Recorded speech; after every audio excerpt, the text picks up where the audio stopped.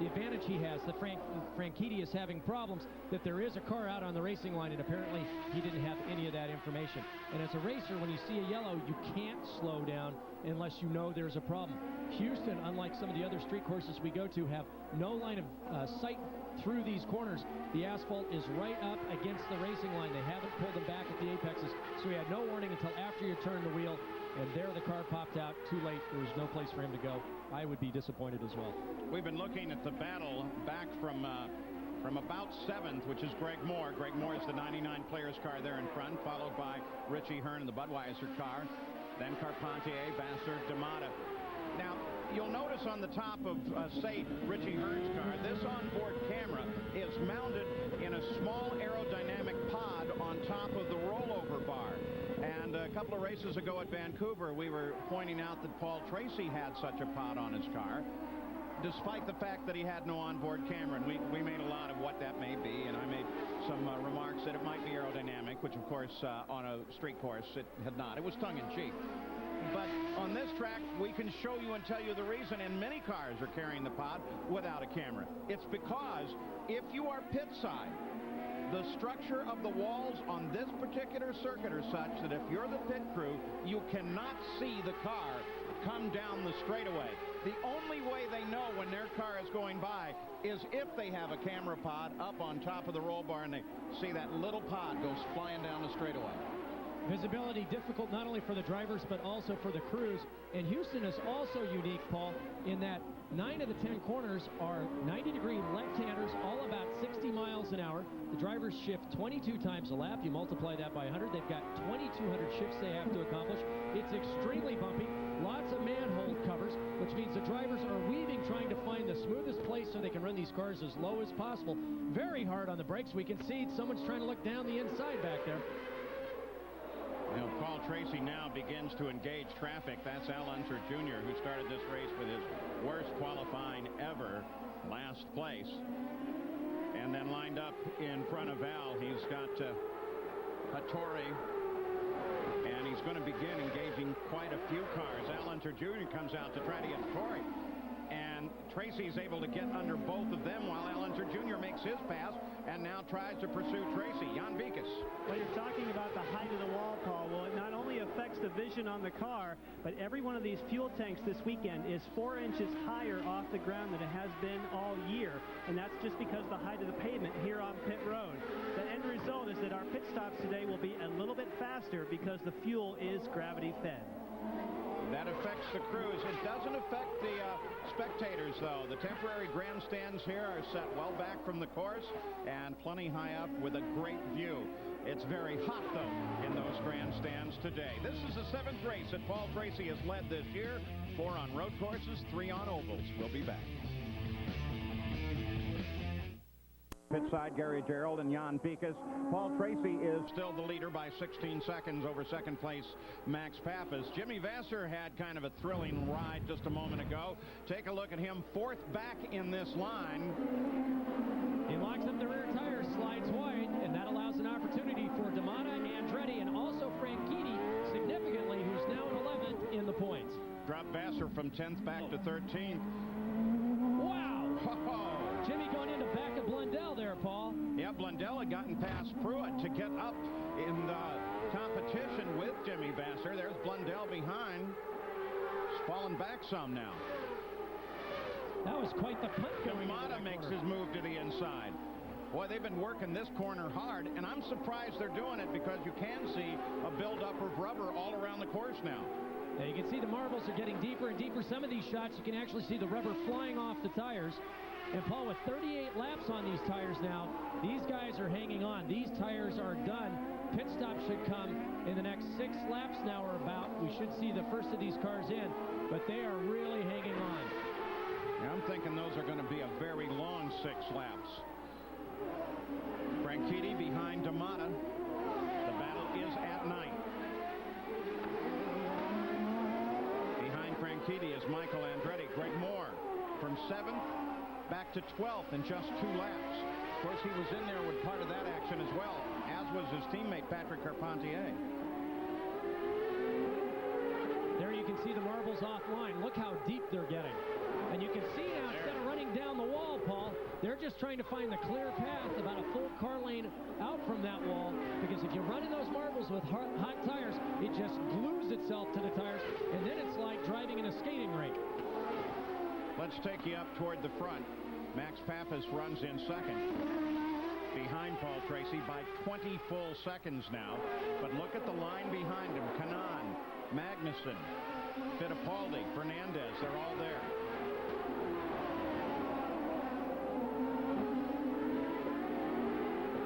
Pit stops will play a very interesting strategy in this group. We've just learned that Magnussen will be coming in 3 laps. Paul Tracy, 20 seconds in front. Jan Beekes, when does he come in? Well, they're still discussing on the exact lap he's going to come in, but I can tell you that they told him a few moments on the radio. We see that Greg Moore is on pit road, but they don't expect Paul Tracy right away. They told him to ignore the water alarm. In other words, the dash goes off and says that the car is overheating. They radioed to him and said, don't worry about it. We think it's a false alarm. Ignore it. Greg Moore was in 16th when he came into the pits. Battle continues with Max Pappas leading that group. His best finish was third just 2 weeks ago at Laguna Seca. He started fifth. He's now second. And the strategy in this group, Paul, is you might throw away the chance of staying out trying to catch a yellow to pit early, get a break so you're not coming in with this group, depend on your crew for a great pit stop, and then get back out, hopefully in a clear section of racetrack. So you might, for Kanaan, for Magnussen, for Christian Fittipaldi, for Adrian, you might want to take that chance and just try to break off a little bit early. You saw Adrian Fernandez as he came around the corner was just as Greg Moore came out of the pit exit. They actually have to go down off of the pits, take a lap on Rusk Street, and then wind back and forth, and finally come out beyond the second turn. And so Adrian lost some time when he had to avoid Greg Moore, who was coming out, of course, a bit slower than they were coming off of the corner. The pit's somewhat unique here, not only with the exit that I've just described, but with the entrance where they come down before the last corner, drive straight off, take a left, and into the pits. Well, Jan, you've been telling us about pit strategy and the strategy of the race all day. What are they looking at now? Well, Paul, it relates to what you were just talking about, and that is the pit exit. Because it is so circuitous to work your way back onto the racetrack, they don't know the exact time that it takes to get back out on the racetrack. And for Greg Moore, you could see that it backfired. He pitted early, and he got out of the pits and had like 5 or 6 cars right in front of him. It's difficult for the teams to figure out where they will come out if they pit now. And as you were talking about, Paul, the pit in is such that the guys just extend turning in late for the last corner that leads onto the pit straightaway. The very first pit is Richie Hearn's pit, and during practice this morning I was watching the drivers use up every inch of road and just clip the corner box of Richie Hearn's pit. And if they do that now during the race, they will be penalized. There is a short stretch where they can accelerate. These guys have to be very careful not to exceed that 50-mile-an-hour speed limit, but it looks like if any passing is going to be done in this tight group, it's going to be up to their crews during this first pit stop. On board Christian Fittipaldi. Good to see him back. That was a car just making its turn off. Yeah, and Magnussen peeled off there. Down right in front of the convention center here are the pits. In fact, the teams actually have some overhead coverage from the canopies of these pits. Look at the brake dust pour out of those wheels, Paul. This is talking to the teams. They have put more heat into their brakes than any other track that they've run on. They're running enormous brake ducting here. And this is a great run for Jan Magnussen. Came in 4th place. Once the pit stops have all been done, we'll see where he's come back out in the mix. Magnussen makes the stop on the 42nd lap. Back to the battle, seconds and beyond.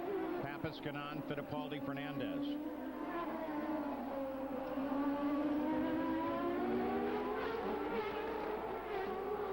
Now they do search for some different lines, despite the fact that it's fairly slick offline in most of the course. But looking through here, you seem okay. Well, the problem they've got here is, bumpy as this track is, the premium on brakes and tires, you can't give away an inch trying to move offline. As we said, it's hot. If you trail cars like this, it'll drive your water and oil temperature up through the roof because you're getting the heated air of the car in front of you now passing through the radiators. And it just makes for a very long, tough day. And there's no place to rest here, Paul. It's just constant acceleration, braking, shifting. Even trying to talk on the radio sometimes is very, very difficult for the drivers. And as we've said before, it is very bumpy here. Next time around, we expect Max Pappas into the pits. It'll be on the 44th lap. And the best guess would be that most of those behind him will stop then, or perhaps on the next lap. Fittipaldi makes a try inside Tony Kanaan and gets him under braking. Now remember, of those that stopped earlier, Michael Andretti, who currently runs in 11th, is the lead of the group that stopped early. Well, Kanaan's had to give way now twice, as there goes Fernandez, and he's passed him. So Fernandez moves forward. All of this coming right ahead of when they're all supposed to stop. A very clean move by Christian Fittipaldi. That was a bit of a forced move there by Adrian, but what happened is when Tony went a little wide to allow Christian down the inside, he got off into the marbles. You pick that up on the tires. It won't corner or stop as well. Adrian Fernandez took advantage of that since Adrian was able to stay online and force the pass going into the next corner. Dario Franchitti just got around Andretti. Franchitti, remember, had stopped earlier. Richie Hearn from 7th into the pits, Jan. Yes, and he has the very first pit, so it's very easy for him to get in there. The fuel's in, and for that, boy, it was 11.85 on my watch. Great stop for Richie Hearn and company. Richie Hearn's Budweiser car, Toyota Power. They've had a great race weekend. Yeah, good weekend. They've really been pleased with it. Here's the leader, Paul Tracy. Due in this lap, next lap, certainly sometime soon. This team, led by Chief Mechanic Tony Cobbin, has been one of the most consistently quick pit stop crews in the CART FedEx Championship Series. Magnussen came out one lap behind the lead. The leader got him around. Max Pappas is due in. What about Paul Tracy, Jan? Well, I can tell you that they were going to wait a few laps, but they decided they might be in here soon because Paul says the rear tires are going away. Gary? We are with the crew at the end of pit road here for Max Pappas. This will be their first chance to spring into action. Jimmy Prescott, the veteran, on the left front. Perfect stop by Max. We don't anticipate changes. They may not necessarily have to get a full load of fuel because they've gone now to about the 45th lap. Tires are done quickly. They're waiting. 11.1 stop, Jan. Now we have confirmation on Paul Tracy. They're showing him the pit board, pit 2. So 2 laps to go for Paul Tracy. Now sometimes they go pit 2, pit 1, and then pit. So it could mean 3, depending on how you work the pit board. Adrian Fernandez also came in on the 46th lap and made a routine stop there. There's Magnussen, but remember, he's 1 lap behind. There comes Fernandez out of that somewhat difficult pit exit road that they use here on the streets of Houston. And here is Paul Tracy working on Pappas. Now look, he's out of the marbles here. He's got to be very careful. This is a risk he may not want to take, and it might be time to come in early if he's going to be caught up in traffic. Now, in fact, he did not take it as you watch Tony Kanaan coming from 3rd place into the pits. He's all the way down the pits, Gary. Tony Kanaan, who is in the pit adjacent to Pappas. Tremendous amount of brake dust coming off as they change. We watch the time. Everything appears to be routine, waiting for fuel. No changes on the handling. Terrific stop once again by Steve Horn and the Forsythe team. And there is that left turn that they make, and then they wiggle back to the right before they join the race course. You see the concentration, the focus in Tony Kanaan's eyes. And during times, the drivers are equally as busy during the stops as they are driving because they're taking the tear-offs off, so they've got a clean visor. You can see Tony get a drink. They're also moving sway bars. They're readjusting the brake bias and also resetting the fuel counter, all that occurring in just at 11 seconds. Max Pappas just ahead of Paul Tracy runs in 11th place, just behind Tracy. There's Mark Blundell as he pulls off the edge of the course. Boy, look at that. Blundell pulls over and everybody takes advantage to fight it out. Pappas, Tracy right behind him. Whoa! Now they're telling us that Adrian Fernandez and Max Pappas will both be black flagged for pit speed violation. And we talked before this first round of stops with the pressure on the crews, the pressure on drivers, how critical it was not to take that chance, and yet it's happened again. Here comes Max Pappas in. Mark Blundell climbs out of the car at the edge of the race course. That would seem to be almost certainly a full course caution. It would come in a good advantage to Tracy. Jan? And again, lots of brake dust coming off. They do not expect to make any changes for Paul Tracy. They just want this to go routine. They take it off the jacks so the fuel will flow faster. That's all you do. 3.2, a little slower than we saw for Richie Hearn, but they waited for every ounce of fuel. You wonder if they caught a yellow flag, could they go to the end? Boy, that's a bit of a reach, but I'm not sure. Gary Gerald, what was Max Pappas doing? Well, it was one of those speed violations. And, Paul, in the very first session this weekend on Friday, in 90 minutes, there were well over a dozen pit speed violations, and they continued all weekend long as teams flirted with that 50-mile-per-hour limit. Pappas, we are told, was told 3 times on the radio to watch his speed, and yet somehow that rev limiter, I don't know if it didn't work or what, but he exceeded the limit. He just paid the price with a drive-through penalty. That puts him way back. And look at how the pit stops work for him. Tracy comes out right with his teammate, Dario Franchitti. Franchitti lines up right behind him in second place. But this means... Whoa, whoa, whoa, whoa, whoa, be careful. Almost a reversal of last year, this time with Tracy leading. Paul came in with a 30.5-second lead. I think that Franchitti must not have pitted yet if they're both out here. Now, keep in mind, Paul's on full tanks, cold tires. Oh, that's right. Franchitti did pit early. Thanks, Paul, for that reminder. Paul's looking at me, shaking at his head. So now this was the battle for the lead. Franchitti a little bit lighter, Paul on cold tires. So Franchitti takes over the lead. Out of sequence on the stops, followed by Tracy. Michael Andretti is now third. Franchitti, remember, stopped on the 13th lap. We'll be back after this message and a word from our ABC stations. The corner, kind of lightly touched the barrier. That brings out a full course caution. Parker, here's what happened. Watch as he comes through the double apex left-hander here. On the brakes, rolling in for turn 7. Rear brakes start to lock. We saw that earlier coming off of turn 5. He stalls it, no damage. And Dario Franchitti, as the leader, comes in, Jan Bikas. And what a bonus for Dario Franchitti. Twice he had to come on pit road. Twice he gets a full course yellow. Again, they wait for the fuel. Boy, that was quick. They didn't wait for all the fuel. Not like Paul Tracy. When the tires were done, he was out of here. Gary? And Michael Andretti also in. Gets a cool refreshment, throws the bottle over the wall. The tires have been changed. Go. They wave him out of here in 11.5 seconds. The refueling on Tracy. What's the game? Well, if you figure they came in at the lap they did, if they get another couple of yellows, he might be able to make it to the end. That's the only thing I can guess at this point. If they're short fueling both Franchitti and Andretti, that means that they plan on another stop. That's Andrea Montermini, and Dan Gurney's Eagle has lost power, stopped on the edge of the course, but we are already under the full course caution. So with the full course caution for Jimmy Vasser, the leader comes in and refuels, though it was a light refuel. We'll be back. Full course caution as you look down on the streets of downtown Houston from the Honda Helicam. Nothing has happened on the race course since that flurry of stops under the full course. Tonight, the winner of 4 Emmys, including Best Drama 2 years in a row. The Practice season premiere. ABC tonight, 9 Central.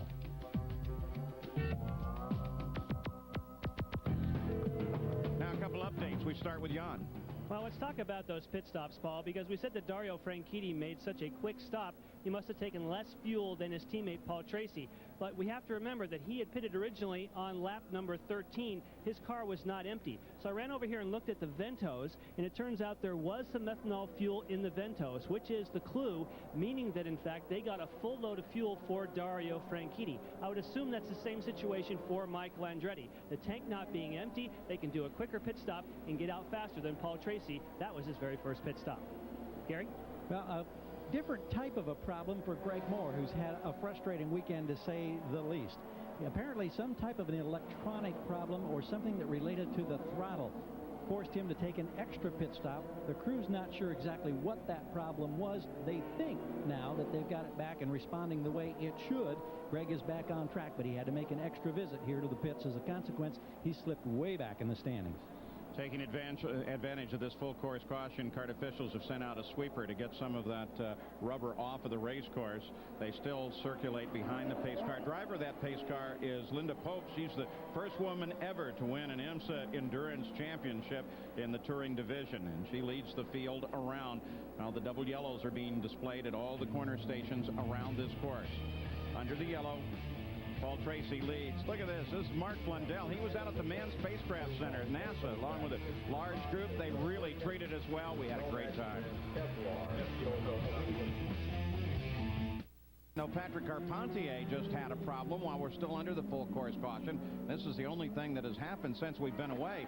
Something to consider, though. Carpentier was in 9th. Tracy went 48 laps plus the pace laps. Now, Michael Andretti, Dario Franchitti, and the group that's out of sequence only have 48 to go at the time of their stop to the checkered flag. Very possible they have lined up in a good position. Franchitti, the leader of that group, is sitting back there in 4th place. Back to green. We're racing again. Tracy is the leader. Christian Fittipaldi, there he is actually scored his 2nd place. Al Unser Jr. well off the pace. And Adrian Fernandez, Al Unser Jr. sitting at 16th. Fernandez is at 17th. Second in that line. Whoa, here comes Hattori without a nose. There's the nose. Flags come out. Also, the debris flag. Yellow flag, red stripes. The Walker Racing nose from Naoki Hattori's car. They should be able to run out and get that. It's very light without going anything but local yellow. Look at the right rear, though. And considering that all these corners are blind, I don't know, Paul. It could be very, very hazardous for someone to run out there, and the drivers may not be able to see it. Well, watch as he rounds this corner now. There he is. There's the nose. Then he gets in with the right rear as well. You can see him just push that nose back out onto the racing line. Look at Jimmy Vasser trying to figure out what's going to go wrong next today. A little early apex for Naoki Hattori. Vasser makes it out, clears the nose. Hattori is trying to make it back to the pits, get a right rear and a new nose. Shouldn't take all that long. Back to the front. Paul Tracy again gets a good start. Pulls away 2.8 seconds over Christian Fittipaldi. But Christian has Al Unser Jr. and Adrian Fernandez to deal with before he can get back. Well, now he's dealt with the first of those. And we go full course caution again. So it'll bunch up again. The pits will open again. Parker, I'm thinking if I'm Tracy, I may want to look at the pits pretty seriously right now. Well, it's really going to become a fuel game, isn't it? Yeah, think of that as a strategy. You got 58 complete, 42 to go. You know you can make 48. You're going to lose a little track position, but isn't it worth it to get in on this full course? Jan Beekes? Well, I asked Barry Green that just before the last restart. I said, would you consider coming in to get fuel to be sure you had enough to the end? He said, no. He said, your strategy when you're leading is not the same when you're back in the pack. We cannot take that kind of risk.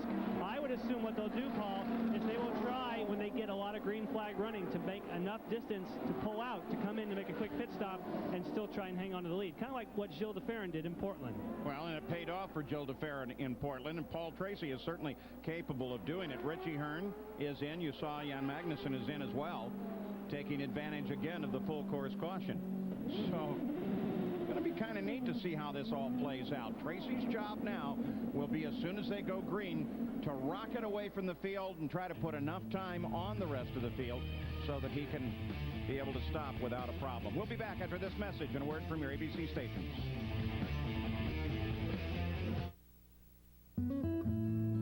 Flag comes out. Al Unser Jr. tucked right in behind Paul Tracy, despite the fact he's 15th and a lap behind the lead. He didn't want to get caught out. Look at Dario Franchitti as he comes, makes a quick move inside of 3rd place Tony Kanaan and passes him. But for Christian Fittipaldi, currently 2nd, he will have to get around to Adrian Fernandez, and Al Unser Jr. sitting just ahead of him. And that's going to be very, very difficult. Adrian's been very quick all weekend long, and now Christian has got Dario Franchitti. He's so good on these restarts, and you can see Christian checking his left mirror, his right mirror, the left mirror, trying to figure out which way Dario's going to come. You can just see his tires. Well, he didn't pop out that time, but he's trying to set him up here.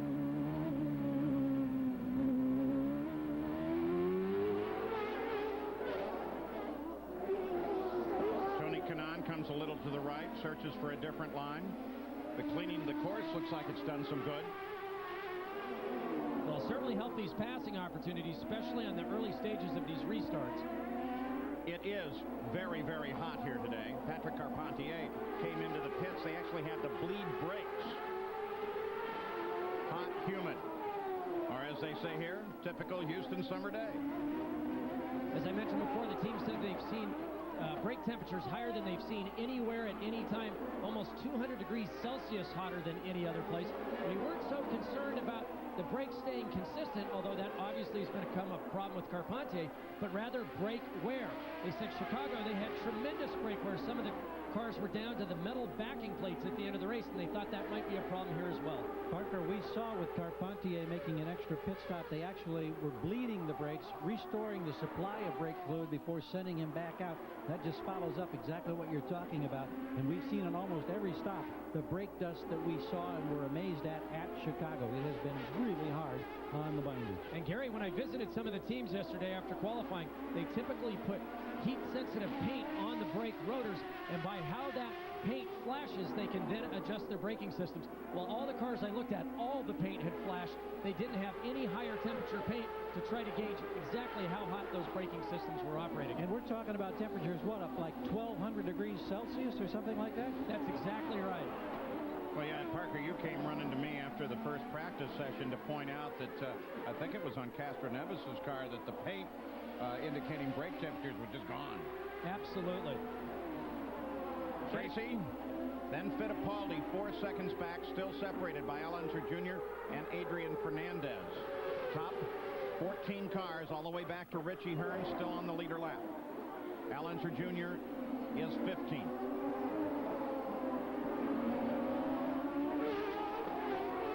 If Tracy needs to pull out to try to build enough time to make a pit stop and come back to the lead, or at least come back to the front, he's not doing it. He has a 4-second lead over second place Fittipaldi. Jan? Well, I can tell you that they say that they are playing the fuel game. At least Barry Green, talking to Paul Tracy on the radio, says we're playing the fuel game. Let's get 2.2. Now, what that would mean is you're not going out like a rabbit to make a pit stop. You're saving fuel, so maybe you don't have to make one. Well, the reverse of the whole concept that we suggested to you, but seems to me to be a pretty dangerous pull. Frankitti's sitting back there in third place. We know he's going to the end, but they're both in the same team, so they know what each other's doing. Well, I wonder if they do sometimes, Paul. And right now, Tracy's got the perfect opportunity if he is going to pull away, because he's got the lap cars of Al Unser Jr. and right now a car that's farther. Well, he's also a lap down of Adrian Fernandez behind him, which is exactly what you would want if you were in Paul Tracy's situation. You saw the projected laps left in Paul Tracy's fuel tank. We're on the 64th lap. Number came up as 32. 96th lap of 100. Now, the other question becomes, it's very close on being a timed race. 2-hour potential time limit, as exists on all kart races. That's counting at 41 minutes and 24 seconds. They don't announce that as a time race until about 10 laps to go. So right now, I would think everything is in Paul Tracy's court. He's got all the advantages he needs now, and if they pick up at least one more yellow, remember that's what got him the race win earlier this year in Milwaukee, he would be absolutely golden. So right now, depending on whether we believe the strategy that's being announced by the team, either he's got to go out, try to gain the lead, it's now up to 5.7 seconds, come in for a splash and go, or maybe hope for that yellow, or maybe he's getting great mileage and his car's just this good and he can extend the lead easily. Paul Tracy's gaining a little time now. He gained a second on that last lap, Jan. Well, they are still telling him to save as much fuel as possible. Before, when I said we need 2.2, of course, that's 2.2 miles per gallon. They're given enough fuel. The allocation is 1.85. That gives you an indication the kind of fuel economy they want to get. Now, of course, I think they're still banking on yellow. I'm not sure that without a yellow, 2.2 would get you all the way to the end. But again, it's that whole time race factor.